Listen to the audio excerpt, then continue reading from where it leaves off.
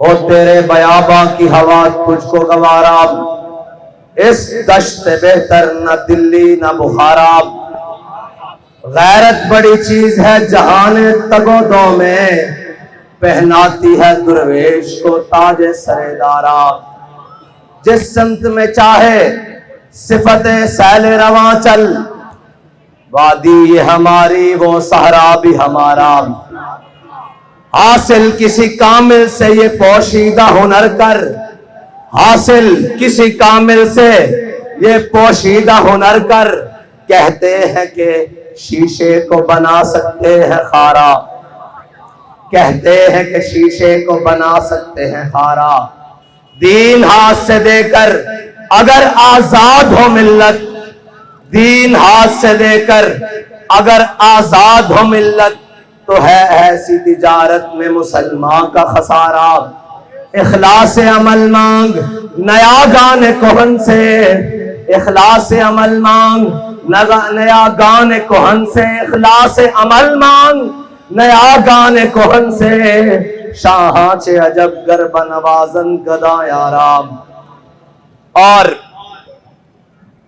तकरीर बड़ी मुफस्सल तरीके से कल भी हो चुकी। आजादी की दास्तान एक इतनी तवील और दर्दनाक दास्तान है।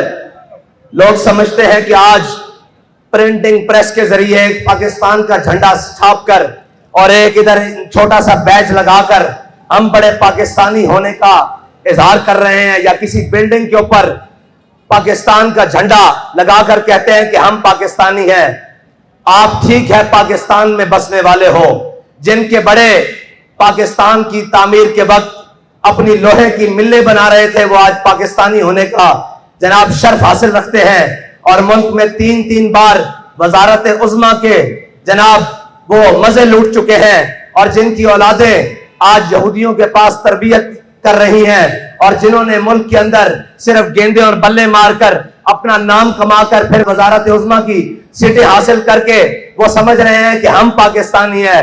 पाकिस्तानी वो नहीं है, पाकिस्तानी वो है कि जब पाकिस्तान का परचम उठाने पर गले कट रहे थे अनगिनत, और जब पाकिस्तान का परचम उठाने पर छुपकर हिजरतें करनी पड़ रही थी, और जब पाकिस्तान का नारा लगाने पर कुंबे के कुंबे दरियाए रावी में कत्ल हो रहे थे, और जब पाकिस्तान का नारा लगाने पर पूरी की पूरी ट्रेनें सर काट कर अमृतसर से लाहौर भेजी जा रही थी।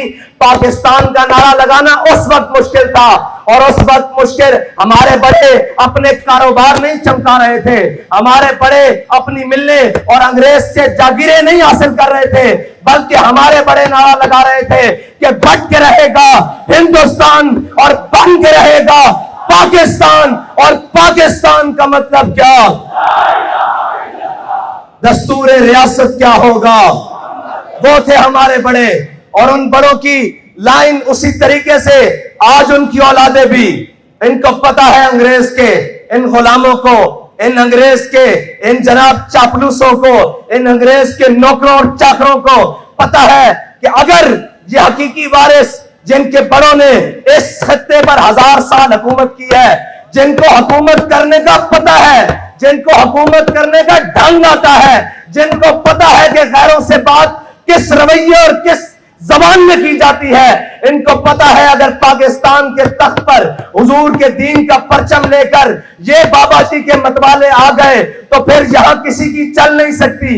इसलिए आए रोज दिन ब दिन एक नई रेशा दवानियां घड़ते हैं। कहते हैं कि ये जमात इंतहा पसंद है। मैंने कहा ये जमात इंतहा पसंद नहीं है, ये जमात गैरतमंद है।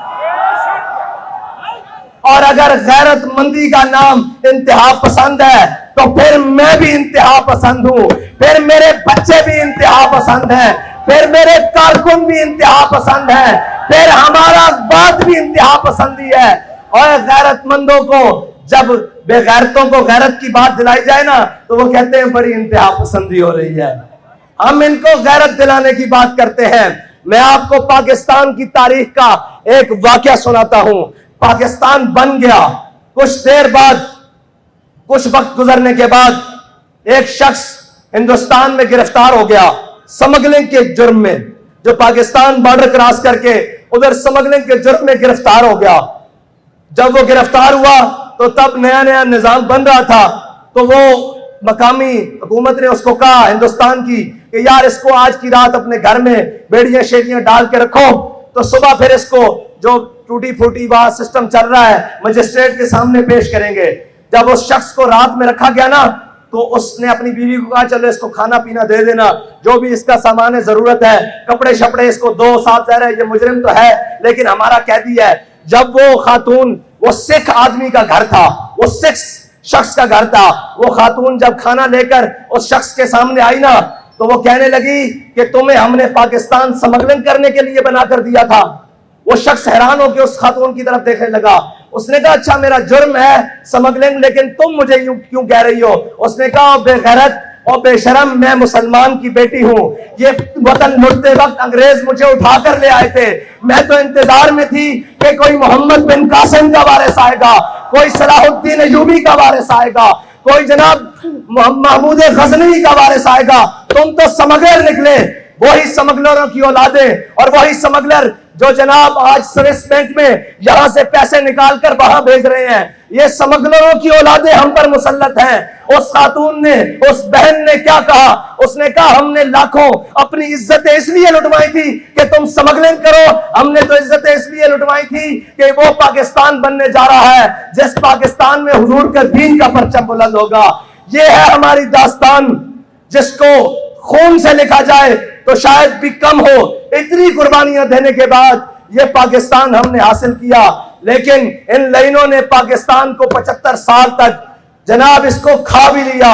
इसको जिसका दिल चाहा, जहां से दिल चाहा, उसने इसको खाया भी, तोड़ा भी, और जो नुकसान पहुंचा सकता था नुकसान पहुंचाया भी। लेकिन मैं एक बात कहता हूं कि हमारे बड़ों ने खून जो दिया, हमने उससे गद्दारी नहीं की, ना हमारे बड़ों ने गद्दारी की, ना उनके बड़ों ने गद्दारी की, ना सैयद अबुल हसनात ने गद्दारी की, ना सैयद दीदार अली शाह ने गद्दारी की, ना अल्लामा खादिम हुसैन रिजवी ने गद्दारी की, ना जनाब अल्लामा अब्दुल सत्तार खान न्याजी ने गद्दारी की, ना जनाब सरदार अब्दुल रब रिश्तर ने गद्दारी की, और ना लियाकत अली खान ने गद्दारी की, ना मौलाना शौकत अली जौहर ने गद्दारी की।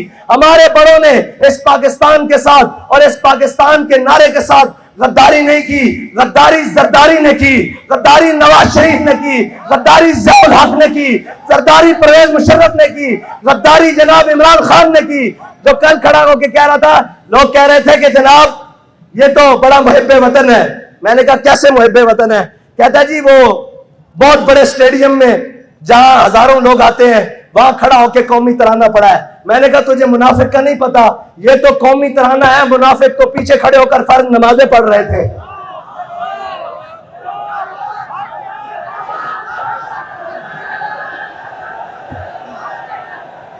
मुनाफिकों की पहचान ही ये है, मुनाफिक तो पीछे खड़े होकर फर्ज नमाजें पढ़ रहे थे, जुम्मे वाले दिन पहले मिंबर पे खड़े हो जाते थे। ये तो मुनाफिक खड़ा होकर तराना पड़ेगा ना, इसका पर्दा जो चाक हो रहा है, इसलिए तराने पढ़ने हैं। तू तराने नहीं, तू जो तराने लिखने भी शुरू कर दे, हमें इससे गर्ज नहीं है, हमें पता है तू मुनाफिक आज़म है। और अब डीले करने के लिए हमारे पास खबरें मौजूद है, कौन किससे मिलने कहां कहां जा रहा है। ये याद रखना, वो कोई भी हो जिसने इस पाकिस्तान के साथ किसी किस्म की भी गद्दारी की है, तहरीक लब्बैक पाकिस्तान वाले उसके वजूद को कबूल नहीं करेंगे, उसके वजूद को कबूल नहीं करेंगे। जिसने कहा ये आर्जी लाइन है, उसके वजूद को कबूल नहीं करेंगे। जिसने कहा जनाब हम एक ही रहमान और राम को मानते हैं, उसकी वजूद को तहरीक लब्बैक पाकिस्तान वाले और ये मिल्लत कबूल नहीं करेगी। इसलिए कि वो जिससे इस वतन की जेल तो ना काटी गई और भागकर लंदन जाकर बैठ गया, जिसको लंदन के ऐसी रास आए हो, उसे मिल्लत के दर्द का क्या पता, उसे कौम के दर्द का क्या पता, उसको क्या पता कि यहाँ बेटियां गुर्बत की वजह से, तुम्हारे करतूतों की वजह से काटी जा रही हैं, हमारे करतूतों की वजह से नहीं। तुमने इस मुल्क के अवाम और कौम को उस हद तक ले जाया है कि सारे देखकर कहते हैं कि यार ये तुमने पाकिस्तान हासिल किया, ये तुमने नारा लगाया, ये तुमने अपने वतन के साथ किया। मैं उन सबको कहता हूं, हमने अपने वतन के साथ कुछ नहीं किया। हमने लाशें उठाई, भाई जख्मी करवाए, बच्चे अपनी बच्चियां जेलों में भिजवाई, जनाब घरों की चादर और दीवारी की पामाली की, लेकिन अपने पाकिस्तान के खिलाफ एक हर्फ नहीं बोला, एक सोचा भी नहीं, बल्कि ये कहा कि ओए ये पाकिस्तान हमारा है, ये पाकिस्तान हमारे बड़ों ने बनाया है। अभी फिलहाल ये कुछ जनाब वो चंद नाहंजारों और गद्दारों के हाथ में है, लेकिन ये याद रखना, वो कह गए हैं ना कि मंजिलें इश्क की आसान हुई चलते चलते। आपको इसलिए ज्यादा चलाते हैं ताकि आपको अंदाजा हो जाए, और जब आपके हाथ कोई चीज आए, इस हुकूमत की या इस जनाब रियासत की कोई जिम्मेदारी आए, तो आपको एहसास हो कि हम कैसे चलते चलते इस मंजिल तक पहुंचे हैं। आपको इस चीज का एहसास रहे कि हमने कितनी मुश्किलों से जाकर वो चीज हासिल की है। इनको क्या परवाह हो, इनके कौन से बच्चे लुटे हैं, इनके कौन से काफिले लुटे हैं, इनको क्या परवाह हो। खानदान तो हमारे कटे थे और जनाब ट्रेनें तो भरकर हमारे सरों की आई थी। ये तो आए और अमेरिका नवाज बैठकर आकर, कोई बरतानिया नवाज, कोई अमेरिका नवाज, कोई इंग्लिस्तान नवाज, कोई फ्रांस नवाज, वो आकर हमारे पर हुक्मरान बन गए। ये दर्द तो हमें है ना।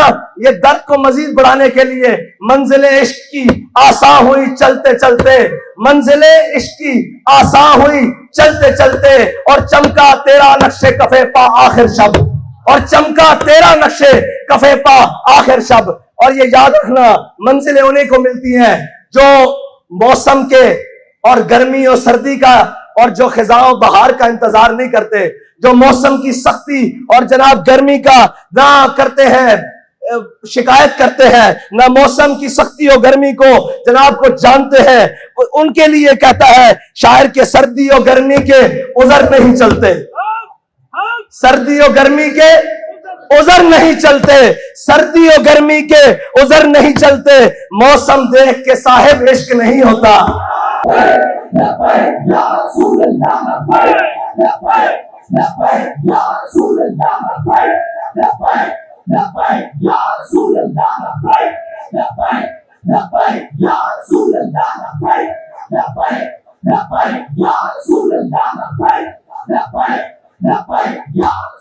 और हमसे डरने वाले ये याद रखें कि हमारे अंदर कोई तुम्हारे लिए नरमी नहीं है, और हमारे पास नजरिया बड़ा साफ है और बड़ी खुली बात है। जो हुजूर का गुलाम होगा वो हमारा इमाम होगा, लेकिन जो उनसे बेगाना होगा, हमारी जूती भी उससे महंगी है, हमारी जूती के साथ लगने वाली खाक भी उससे महंगी है इंशाअल्लाह। बस इतनी बात है कि अपने कारवां को और अपने जज्बे को इसी तरह सलामत रखते हुए, और सफर जितना भी तवील हो जाए, थक गए हो,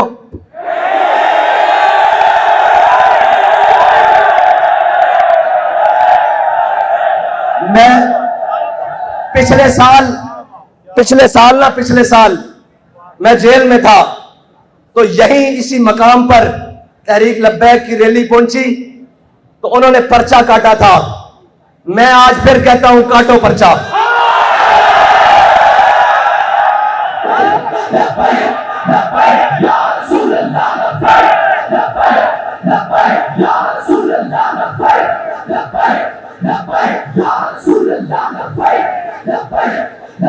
एक एक का नाम गिन लो, एक एक की शक्ल याद कर लो, काटो पर्चा। तुम पर्चा काटो, फिर इसका चर्चा करना हमारा काम है।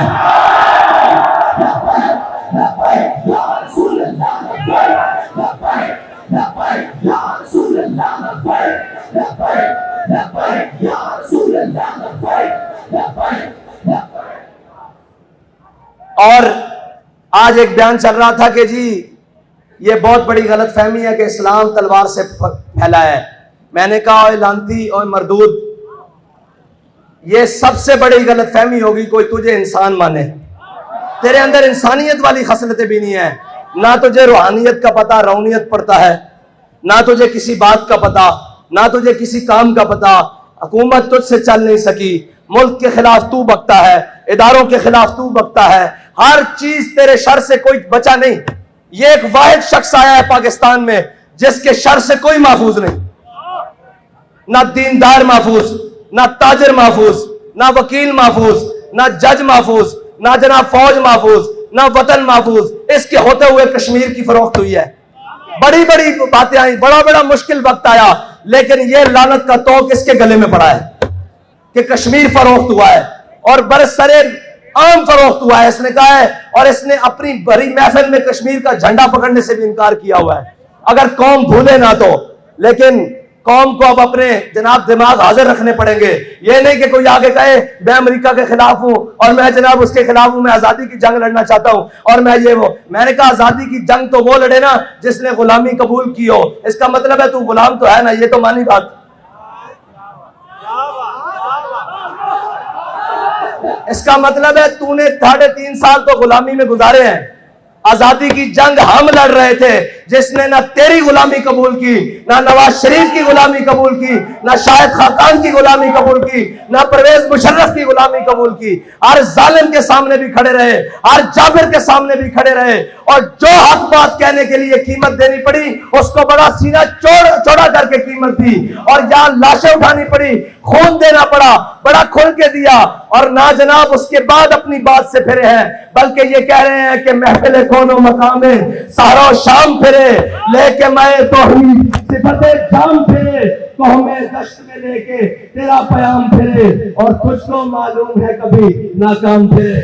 सब जानते हैं ना मुशर्रफ के दौर में नाकाम फिरे, और ना जनाब नवाज शरीफ के, और ना वो खाकान के, और ना जनाब इस इमरान खान के, और अभी भी जो आए बैठे हैं, हम उन्हें सिर्फ इतना ही कहते हैं कि वापस आ जाओ हुजूर के दीन की तरफ।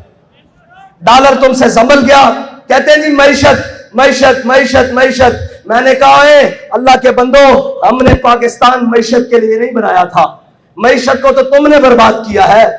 और याद रखना, जो भूखा आदमी हो ना, भूखा आदमी गैरतमंद हो, लेकिन उसको रात को नींद बड़ी सुकून की आती है। लेकिन बेगैरत हो और उसके महलों में और उसके स्विस बैंक अकाउंटों में अगरचे अरबों पड़े हो, उसको कभी सुकून की नींद और सुकून का हयात मुयस्सर नहीं होती। तुम बेशरम हो और बेगैरत हो, और कौम के लूटने वालों को कभी इत्मीनान हासिल नहीं होगा। अगर इसकी अंजाम देखना है तो परवेज मुशर्रफ की ताजा सूरत हाल देख लिया करो, कभी ये देख लिया करो कि अंजाम कितना बुरा है। ये 4 दिन की चांदी है, ये 4 दिन की ताकतें हैं। वही बात है, ताकतें तुम्हारी है, खुदा हमारा है, और हमारा भरोसा किसी पर नहीं है। किसी को अपनी ताकत का ज़ौम आज भी है तो वो हम उसे कहते हैं कि तुम अपनी ताकत आजमा लो। हम सीने वही रखते हैं जो अहमदुल्लाह शाह मदरासी वाले हैं, हम सीने वही रखते हैं जो इमाम फजल हक खैराबादी वाले हैं, हम सीने वही रखते हैं जो मौलाना इनायत काकोरी वाले हैं, हम सीने वही रखते हैं जो किफायतुल्लाह काफी वाले हैं, और हमारे सीनों को निस्बत अमीरुल मुजाहिदीन वाली है।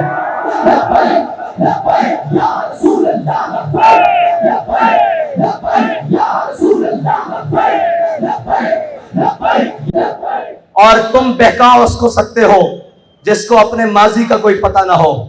हमारा माजी बड़ा दरख्शां है, बड़ा चमकता हुआ है। वो अगरचे 1857 भी हो, वो बहादुर शाह जफर की हुकूमत हो, वो मुगलिया दौर हो, हमारा हर माजी चमकता हुआ है, क्योंकि हमने किसी भी माजी में हमारे बड़ों ने किसी के आगे सर नहीं झुकाया, वो कोई कितना भी बड़ा ताकतवर हो। और हमारा इंशाअल्लाह मुस्तकबिल भी इसीलिए चमकता रहेगा कि हमारा रास्ता बड़ा साफ और मुतय्यन है। हमें अपनी मंजिल का पता है, हमें अपने रास्तों की दुश्वारियों की पहले से खबर है कि हम जिन चीजों को लेकर चल रहे हैं वो हाथ पर कोयले हैं, और जनाब नीचे जमीन पर अंगारे बिछाए हुए हैं इन्होंने, लेकिन इंशाअल्लाह हमने तैयार किया हुआ है। मंजिलें कैसी भी दूर हो जाएं, रास्ते कैसे भी सख्त हो, हालात कितने भी गर्म और सर्द हो जाएं, हमने हुजूर से वफा करनी है। हमने इस पाकिस्तान के अंदर हुजूर के निजाम को लेकर आना है, और ताजदार खत्म नबूवत का परचम बुलंद करना है, और इंशाअल्लाह हुजूर के दीन का नारा लगाना है, और बड़ा सीना चौड़ा करके लगाना है कि लब्बैक।